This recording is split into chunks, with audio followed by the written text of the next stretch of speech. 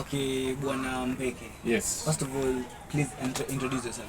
Okay, my name is Zachary Mbeke. I don't have much to introduce. I was from a Congress, currently in debating Club Society. I think the current champion Kenya debate, Masters debates. Yeah. Okay, so let me put up the speaker Musoma and Hillary Musoma, sorry, and Mbeke. There's this motion of no confidence in Lili. First of all, tell us more about what could it be that Oginga what could it have maybe pushed Oginga to move that motion? You know, the truth is that when we want to define a house, a Congress house then is being defined by the Speaker. A Congress house is not defined by the President, because now President is also a member of the Congress, and the leader of that time is then the Speaker. It means when we want to define that a Congress house is functioning, then it's being defined by the number of sittings they have, the numbers of policies they have, and how that policies affect the student positively. So far so good, just to make the history right, this is maybe the first Congress that have gone only through the setting of budget. But a setting of budget does not even help students directly. These ones are just helps the budget of Mheshimiwa. But if it pushes a Mheshimiwa to go to that particular extent, it means it is enough for them. They are remaining with exactly 1 month for the term to come to an end. There is even no policies they have discussed. Their term is coming to an end. And it can show you how right now Mheshimiwa have been disappointed. There is no even budget that they have even achieved so far. So it shows you how they have felt like they have failed for the second time. And this is why, you know, was pushing the likes of maybe Oginga to go to that extreme end, because there were people who were yearning for this opportunity. It means that it's not that Musoma was there because he was the only capable person. He did not go and oppose, he had the opponents. So it means that there were people who were willing to do this, but again they were denied that chance. That's why this was now upon them not to push. Because when a Congress failed, then it will be 18th Congress. But now it will now pain you that if you are a part of a Congress, that a speaker is the one making you to fail. Okay, so we are still in that document that has that motion of no confidence that was directed to the Director of Student Affairs. Maybe if I may ask you, you've read it? I've read it. Do you find the allegation substantial? Let me first start with the two documents, the one for Oginga, then go to that one of Musoma. First and foremost, for a motion of no confidence to happen and Congress to come with such signatures, it means it has been a long discussion amongst even those leaders themselves, and they decided now to make a very concrete document. That's why you find that even in the first speech of Musoma, he's even shocked when he says that he could not predict that Odinga could have made such a document. So for that document, I feel allegations are correct, allegations are right, because when a speaker goes to a race, this is something which is very important for us to get. When a speaker goes to a race, a speaker promises so many things. And this will now lead me to the second conversation before we move into that document of Musoma, that can an SDC excel, then a Congress fail? I'm telling you, since I joined KU, this is the first time we are expressing that. When an SDC excels, but Congress fails. Then how do we then measure the failing of Congress and excelling of SDC? We measure the failing of this Congress with so many things. First, they have done zero sitting, apart from budget. They have done zero sitting, meaning there's no policy change. There's no even sitting of how students' welfare being done. One. Secondly, the speaker, if you look at how the speaker was campaigning, they promised that we shall not only ensure that budget comes on time, but again it is not slashed. We are remaining with 1 month time. This is why she may have not even find the budget, but the speaker is an ex-official. Then what is the function of a speaker? It is not the intermediate between the SDC and the Congress. It means that if Congresses don't have budget up to today, then Congress should cry for the speaker, but not an SDC. Because when an SDC campaigns, there's no presidential candidate which had one of their manifestos that they will release budget in time for Mheshimiwa. There is a manifesto for a speaker. if you look at the SDC, this is the first SDC that they are intact up to the time that they are ending their term, but they have not shown their publicity. They are still intact, they are still one. It's different with that of the last two SDCs where we've been seeing conflict amongst the SDC members. We saw President and SD working together, attending even career week together, President speaking and allowing some time for his SD, different from what was there last time, shows that how these people are still intact together. This is one thing that we give a kudos to the current SEC. The issues of maybe they have tried the first time in the history of Kenya we are having fee extension by 2 weeks, the lights at very very late, and etc. Those ones are things that now get attached direct to the SDC and the issues of the SDC. But when we come to the issues of the Congress, then Speaker should be the one to address them. If we talk of budget, then it is not the Speaker.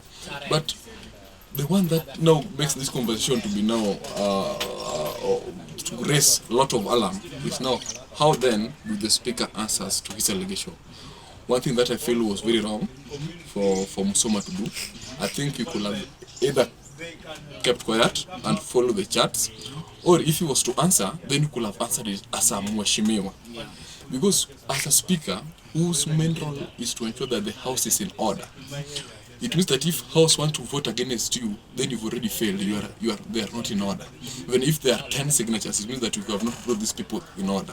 Then it means that number one, as a leader, you should be humble. The document that I read, those handwritings were not for Stella Urulo. Those handwritings are for Musoma. If you've been engaging with Musoma, Musoma is a person, even if you speak with him, you can just see. He's a person who is having too much ego and too much insultive in nature. Like he's a person who always feels like he suppresses the others, he's the superior and others are inferior. Something which is always very wrong with a Mheshimiwa. Mheshimiwa, you should always be humble because you serve people. And answering of insulting Eric Oginga in such a document, 11-page document, then 7 pages is for insulting one person. I think it's something which was wrong by him. He should have addressed it with a lot of decorum. Could have even said that maybe him not performing, maybe SDC is not supporting him, but not saying that Oginga cannot speak good English. Oginga, maybe Oginga have done so and what, which are things that we feel was populism ideology. But again, secondly, those ones are things that the likes of Stella cannot write. Those ones were his document, but he tries to ensure that those documents now, those who possesses them is law and Stella, something which is naturally wrong. We feel like as Musoma, he was supposed to be humble enough and he was supposed to address this issue with a lot of decorumity. Yeah, what he has shown to the public is very wrong. Okay, let me ask you now. In the Musoma's 11-page document, he said that the signatures were forgery. They were forged. Do you believe this? I don't believe so. Just to give example, one of those names that he mentioned there. Let us start by example Anandara. I think that day that Anandara was signing, we were with the Eric Oginga and we were walking towards the Nyauzo. He met Mheshimiwa Anandara. And Anandara signed. Let's talk of Mheshimiwa of School of Spas, Ambuto. That day I think I was the one spending at Ambuto's place. And they searched for Ambuto, even at midnight. Ambuto was not there. Tomorrow in the morning, they were at Ambuto's place and Ambuto ensured that he signed. Felix Odera signed that form around 1 p.m. in the night. So those people went in search and hunt of this Mheshimiwa. Those signatures were valid. I think those things that they were trying to portray there is just for populism, defending public. Yeah. Okay, now do you believe that the DSA will maybe call for a sitting, or now that these people have had public altercations? Let me tell you something. I feel like the office of the DSA deals with a lot of serious things. I think those things of insults, I think is something that DSA cannot sit down to read, maybe a speaker insulting a Mheshimiwa, or rather such a blame. But that thing to a DSA already shows to a DSA that those people are immature first, they don't understand their role secondly, and that DSA can use that towards his favor. Because again, no, if DSA then learns that these people are disorganized, then it is to their own advantage. They can decide now to infringe those particular settings and for these people to finish their terms. It's again the saving to school. Yeah. So that picture that they're already showing to the public, one, it's already shown to the DSA that these people are immature people, and I can tell you for sure. Who is immature between Oginga and Musoma? There two. Two of them. But now the immaturity comes much here at the answering. you know, when the speaker or when the office of the speaker gives out those dummy answers, I don't feel like the second call sitting for Mheshimiwa to insult themselves. That is like school misusing their fund. Will it be a strategy of Musoma trying to squash this motion? That is one of it. One of it that maybe for the reason why he made Musoma to put that particular document in public domain, he tries to run against defending himself, which is one of the political strategy that he is having. But again, we want to finish this particular motion at the onset. But again, thirdly, I feel he knows very well that if they play this particular kind of play, school won't buy it. There will be no sitting, and now there will be no impeachment. Yeah, it's better for him to go without sitting allowance, but to have that particular salary. Okay, so Sasaka, sorry for that. So Sasaka was actually had a letter today. He said something like, okay, before you impeach Musoma first, go for the president. Something like, do you believe Sasaka, or do you think he's just using the community defense line?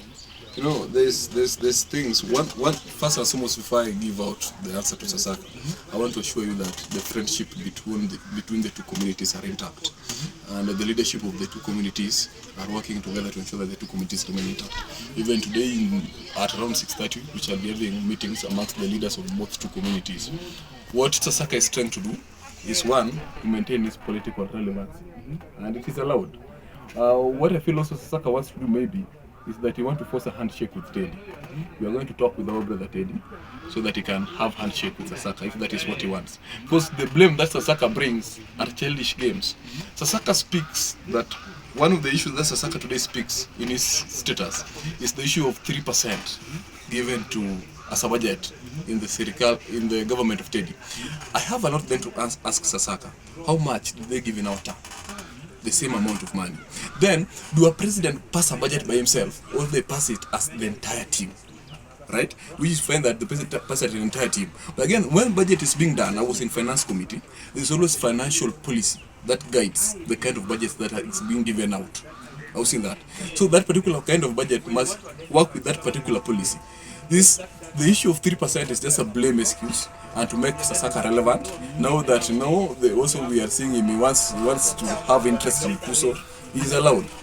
But we want to tell him that when he wants to do his politics, let him do it without not destroying the names of other people.